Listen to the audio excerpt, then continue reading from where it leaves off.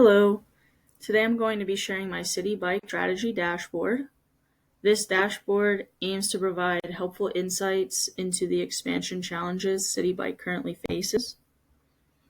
As bike sharing continues to grow in popularity across New York City, Citi Bike has experienced a dramatic rise in ridership since its launch in 2013, particularly following the COVID-19 pandemic. While this increase reflects the company's success in promoting sustainable and convenient urban mobility, it also has revealed critical distribution challenges. Stations often face imbalances, with some frequently running out of bikes while others become overcrowded with returns. As the lead analyst, my goal is to identify the root cause of these distribution issues. This includes determining whether they are driven by high volume, seasonal patterns, or location-specific demand by analyzing Citi Bike usage trends throughout the year 2022. Based on this analysis, I will provide data-informed strategies to improve bike availability and enhance the overall experience. To support these recommendations, I created the Citi Bike Strategy Dashboard, an interactive tool that presents key insights and trends in a format that is accessible for analysts and actionable for the business development team. This dashboard is separated into 4 sections: the weather component and bike usage, the most popular stations, an interactive map with aggregated bike trips, and a final recommendations section. So if we go over to the weather components and bike usage, we can see the chart presents a dual axis time series where Citi Bike ride volume, which follows a U-shape, is plotted alongside daily temperature, which follows an inverted U-shape. Bike usage increases as temperatures cool down, specifically in winter and spring. Usage then declines sharply during the summer heat and rises slightly again in the fall. This inverse correlation suggests that riders tend to avoid biking in very hot weather and instead prefer moderate conditions. The data shows that Citi Bike demand is not only sensitive to temperature, but is highest within a specific comfort range. This insight has important implications for operations, demand forecasting, and decisions around system expansion. Moving on to our next slide, we can see the most popular stations.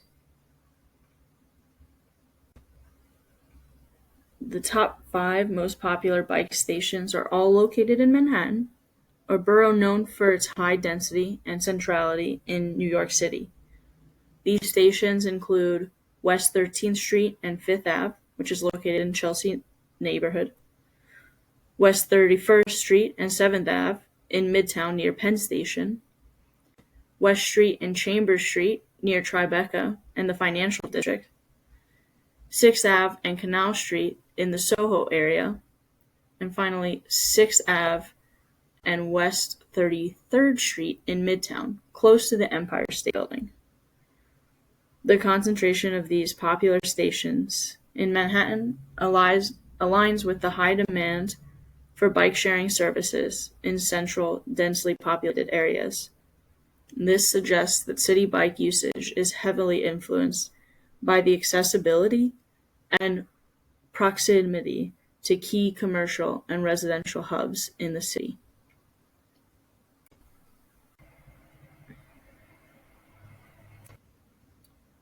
Okay, now we'll move on to the interactive map with aggregated bike trips. And I'll kind of just take you through some of the filters that I have to show popularity. Without these filters, it kind of looks a little convoluted, honestly. You can clearly see that Manhattan is still the borough with the most amount of bike trips. But we can kind of confirm that when we start to look at first the starting latitude and longitude. So if we start to take out some of these numbers, so here we can see that the highest amount of bike trips that are started with Citi Bike do start in the Manhattan area. And then if we were to look at the end spots, it's going to be pretty much the same thing.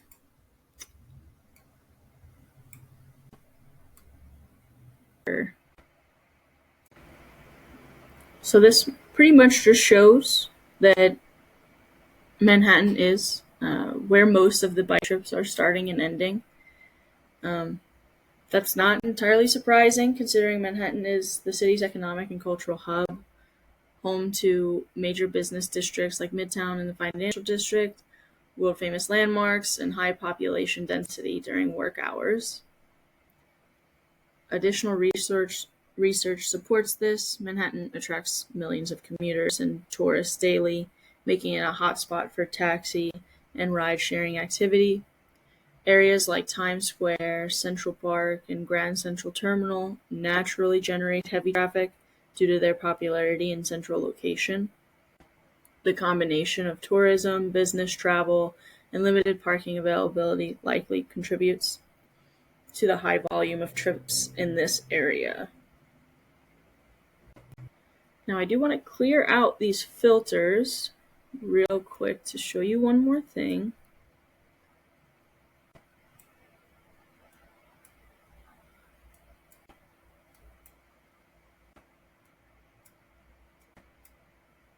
Just a visual difference of what it looks like when you zoom in on a highly populated area. You could just tell there's a lot of movement happening. I will say that when you start to zoom in on the coastline, you'll see that that is no longer the case. While there are still a decent amount of start and end stations along the coast, we could probably look into it a little bit more to see if maybe that is a potential area that we can improve, add more stations, and increase ridership in those coastal areas. Now we'll move on to the recommendations, conclusions tab of this dashboard. This analysis presented in this dashboard revealed critical insight into Citi Bike usage patterns, highlighting key factors that influence demand and station performance. The dual access time series chart demonstrates an inverse correlation between daily bike rides and temperature, showing that bike usage, interestingly, tends to rise during colder temperatures in winter and spring, and declines during extreme heat. This suggests that Citi Bike demand is most robust when the weather is a comfortable, if not cold temperature, offering important implications for demand forecasting, resource allocation, and planning. Furthermore, we were able to see with both the bar charts as well as the map that Manhattan does have the more popular stations. It's a more popular area, high density area with significant businesses and tourism and residential activity. This trend further emphasizes the importance of strategic station placement in areas with high foot traffic and proximity to key city landmarks. Nope. Moving on to my recommendations. For starters, I would say we could expand coverage in popular areas. Since the demand for Citi Bike is high in Manhattan, it is recommended to increase the number of stations in key tourist and business districts, particularly around Times Square, Central Park, and this financial district. This would help alleviate bike shortages at popular locations and support higher ridership in high demand zones. We could then optimize bike distribution for seasonal trends. Given the strong relationship between temperature and bike usage, it's advisable to optimize bike distribution and station management based on seasonal patterns. During winter and spring, bike availability should be increased to meet the higher demand, while during summer and fall, Bike numbers can be adjusted to match the lower demand in these months.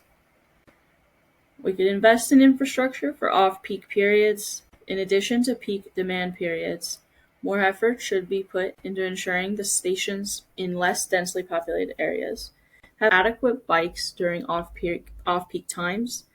This would help balance the usage across the boroughs and minimize congestion and popular stations while ensuring that less crowded areas are well served.